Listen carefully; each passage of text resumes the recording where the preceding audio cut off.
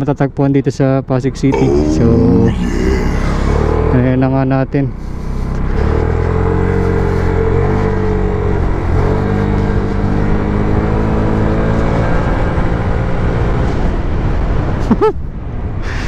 Oh, lakas.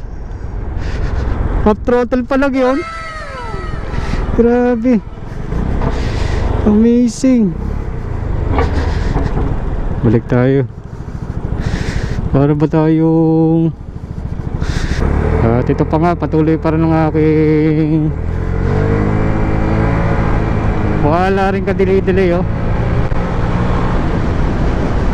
Inaano ko siya hindi naman siya pumipito yung total, walang ka-delay ako nakikita sa makina nito. Talaga namang isa sa mga the best na engine pagdating sa ganitong mga klaseng motorsiklo.